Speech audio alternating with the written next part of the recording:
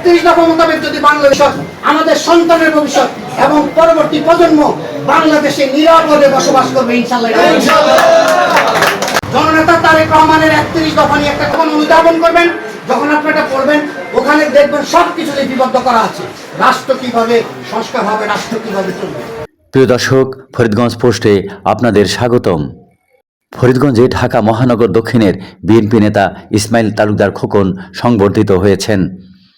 সম্প্রতি তাকে ঢাকা মহানগর দক্ষিণের আহ্বায়ক কমিটির সদস্য পদে অন্তর্ভুক্ত করা হয়েছে। 24শে ডিসেম্বর তিনি ফরিদগঞ্জ নিজ বাড়িতে গেলে দলের বিভিন্ন স্তরের নেতাকর্মীরা উপজেলা সদরে ওই সংবর্ধনার আয়োজন করেন। অনুষ্ঠানে উপজেলার বিভিন্ন স্তরের নেতাকর্মীরা অংশ নেন। উপজেলা বিএনপি নেতা বিল্লাল কোম্পানির সভাপতিত্বে ও ফজলুর রহমানের সঞ্চালনায় অনুষ্ঠানে অন্যান্যদের মধ্যে বক্তব্য রাখেন দিদারুল আলম ভূঁইয়া, শাওন পাঠান, মুজিবুর রহমান, মোহাম্মদ জহির, মোহাম্মদ ওসমান, পিয়ার আহমদ, আব্দুল কাদির, মোহাম্মদ জলিল প্রমুখ। ফরিদগঞ্জ উপজেলা নেতৃবৃন্দ ইসমাইল হোসেন খোকনের গলায় ফুলের মালা পরিয়ে ও হাতে ফুলের তোড়া তুলে দেন।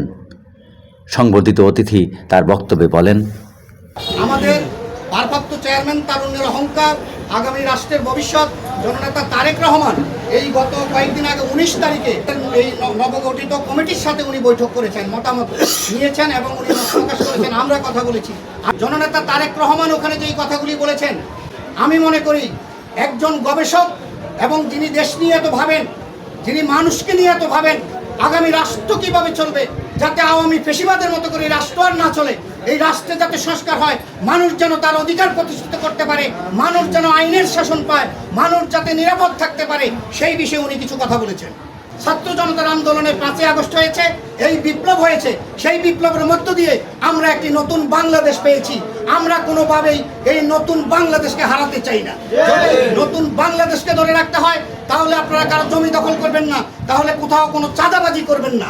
5ই আগস্টের আগে আপনি যখন মিছিলে যেতেন তখন আপনার পরিজনরা বলতো মিছিলে যেও না, পুলিশ গ্রেফতার করবে, মিছিলে যেও না, বিএনপির ভবিষ্যৎ ভালো না। কিন্তু 5ই আগস্টের পরে তারা এখন আইসা আপনাদের সাথে বন্ধুত্ব করতে চায়, তাদেরকে কোনো সুযোগ দিবেন না। তারেক রহমান আরেকটি কথা বলেছেন যে আমার বাসার পাশে মসজিদ, যেই মসজিদে আমি জুম্মার নামাজ পড়ি, সেই মসজিদে আমার বাসা থেকে 2-3 মিনিট গাড়ি চালিয়ে গেলে হয়। সেখানে যে আমি সব সময় জুম্মার নামাজ আদায় করতাম, সেখানে প্রবাসী যারা বাংলাদেশি তারা এসে নামাজ পড়তো। এই 5ই আগস্টের পরে তারা এলামালো গাড়ি পার্কিং করে সেখানে যানজট তৈরি করে এবং হঠাৎ করে হুট করে এসেই আমার সাথে সেলফি তুলে চলে যায়। এরা হলো সুবিধাবাদী, এরা হলো হাইব্রিড। এই হাইব্রিডদেরকে দলে কেউ জায়গা দিবেন না। গত 5 থেকে 7 বছর 10 বছর পর্যন্ত হাইব্রিডরা কোথায় ছিল? তারা আমাদেরকে উৎসাহ দেয়। স্বৈরাচার মুক্ত বাংলাদেশ আমরা পেয়েছি, কিন্তু ষড়যন্ত্র এখন পর্যন্ত থামে নাই। ষড়যন্ত্র মুক্ত বাংলাদেশ আমরা পাইনি। জননেতা তারেক রহমানের নির্দেশনায় আমার মহানগর দক্ষিণ বিএনপিতে 2 তরুণ কমান্ডার রয়েছেন, জনাব রফিকুল আলম মজনু এবং তানভীর আহমেদ রবিন। তাদের নেতৃত্বেই এই ষড়যন্ত্র মোকাবেলায় আমরা রাজপথে আছি এবং সেটা মোকাবেলা করবার জন্য আমরা যথেষ্ট পরিমাণ সময় সুযোগ নিচ্ছি এবং সেটার জন্য আমরা প্রস্তুত রয়েছি ইনশাল্লাহ। বেগম খালেদা জিয়াকে তাকে বাসায় আটকিয়ে ফেলেছিল গোপালী পুলিশেরা। বেগম খালেদা জিয়া বলেছিলেন, এই গোপালী পুলিশেরা তোমরা যে অত্যাচার করিতেছ, যদি আল্লাহ কোনোদিন দিন দেয়, যদি কোনোদিন সুযোগ পাই, তাহলে তোমাদেরকে আমি দেখে নিব। ভোটারবিহীন সরকারের প্রধানমন্ত্রী শেখ হাসিনা টিপ্পনি দিয়ে বলেছেন যে বেগম খালেদা জিয়া কি বলেছেন, গোপালী গোপালী বলেছেন, তো গোপালীর এই তো কপালই হয়। তো শেখ হাসিনার এমন কপাল হয়েছে শেষ পর্যন্ত বাংলাদেশ ছেড়ে পালিয়ে যেতে হয়েছে।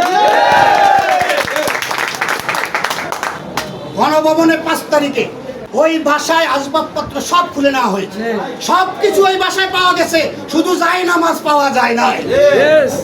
উনি তাহাজ্জুদি নাকি, উনি সবসময় বলতেন 5 ওয়াক্ত নামাজ পড়েন আর তাহাজ্জুদের কথা বলতেন, অথচ তার বাসায় একটি জায়নামাজ পর্যন্ত পাওয়া যায় না। এই মিথ্যার উপরে ভর করে বাংলাদেশের মানুষের সাথে জাল জালিয়াতি করে বন্ডামি করে উনি দেশ শাসন করেছেন। আজকে মহান আল্লাহ রাব্বুল আলামিনের প্রতি কৃতজ্ঞতা প্রকাশ করি। সে আল্লাহ রাব্বুল আলামিন মজলুমের পক্ষে থাকেন এবং আল্লাহ রাব্বুল আলামিন বাংলাদেশের মানুষের স্বৈর শাসন থেকে আমাদেরকে সেভ করার চেষ্টা করেছেন এবং সেভ করেছেন। আমার শেষ বক্তব্য হলো, আজকে একটি অন্তর্বর্তীকালীন সরকার আছে। এই অন্তর্বর্তীকালীন সরকার ডক্টর ইউনূস আছেন, যিনি বিশ্ব নন্দিত একজন মানুষ, যিনি নোবেল জয়ী একজন মানুষ। সেই ডক্টর ইউনূস একজন অনির্বাচিত সরকার।